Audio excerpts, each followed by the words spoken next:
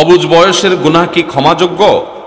15 থেকে 16 বছর বয়স তখন আমি ইসলাম সম্পর্কে তেমন জানতাম না, অনেক গুনাহ করেছি, আল্লাহ কি সেগুলো মাফ করবেন? খুবই সুন্দর এবং চমৎকার একটি প্রশ্ন। আমাদের অনেকে আমরা ছেলেবেলায় অর্থাৎ ছোট থাকতে কিশোর বয়সে আমরা অনেক অন্যায় করেছি, অনেকে মা বাবার সাথে বেয়াদবি করে ফেলেন, তখনও সেই সেন্স তারা আসে না যে মা বাবা কি। অনেকে দেখা যায় ওই বয়সে বাপের পকেট থেকে টাকা মারে, মায়ের টাকা চুরি করে নিয়ে খেয়ে ফেলে। অনেকে দেখা যায় যে ওই বয়সে বিনা উজুতে নামাজ পড়ে ফেলে। আছে না নেই? বাংলাদেশের প্রথম সারির একজন ব্যবসায়ীর সন্তান আমাকে গত 2 দিন আগে এক সাক্ষাতে, এক মিটিংয়ে উনি বলছিলেন যে ভাই, আমার আব্বাজান নামাজের ব্যাপারে এই পরিমাণ কড়াকড়ি করতেন যে আমাদের ভাইদেরকে এত জবরদস্তি করতেন নামাজ জন্য, এত প্রেসার দিতেন যে কোনো ভাই বিনা উজুতে নামাজ পড়তো শুধু বাপের মায়ের ভয়ে। অবশ্য সে ভাইরা এখন দিল থেকে নামাজ পড়েন।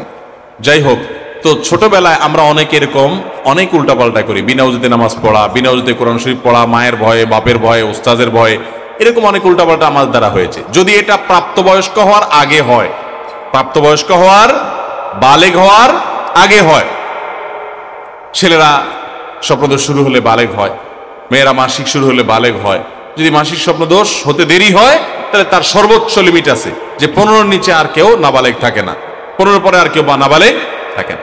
তো বালেগ হওয়ার আগে যদি আপনার এরকম ভুলভাল হয় তাহলে সেগুলো মাফ, সেগুলোর জন্য কোনো জবাবদিহি করা লাগবে। কারণ নবী করিম সাল্লাল্লাহু আলাইহি ওয়াসাল্লাম একটা হাদিস আমরা জানি, তিনি বলেছেন 3 ব্যক্তি থেকে কলম উঠিয়ে নেওয়া হয়েছে, রুফি আল কলম আন সালাস, 3 ব্যক্তির কলম তুলে নেওয়া হয়েছে, অর্থাৎ তাদের কোনো অন্যায় গুনাহ লেখা হয় না। তারা কারা? তাদের মধ্যে এক ব্যক্তি হলেন বাচ্চা, সবি, হাত্তা ইয়াহতালিমা, যতক্ষণ পর্যন্ত সে বালেগ না হয়। বালেগ হওয়ার আগ পর্যন্ত সে উল্টাপাল্টা করলে সেগুলো লেখা হয় না, বাচ্চার কোনো হিসাবের খাতা আল্লাহ তাআলা খোলেন না। আর দ্বিতীয় হলেন মস্তিষ্ক বিকৃত অসুস্থ মানুষ, মাজনুন ব্যক্তি, যতক্ষণ পর্যন্ত তার মস্তিষ্ক স্বাভাবিক না হয়, তিনি যদি এই অবস্থায়, অসুস্থ মস্তিষ্ক অবস্থায় কোনো অন্যায় করেন, সেটা আল্লাহ তাআলা লিপিবদ্ধ করতে বলেন না, ফেরেশতা তারা লেখেন না।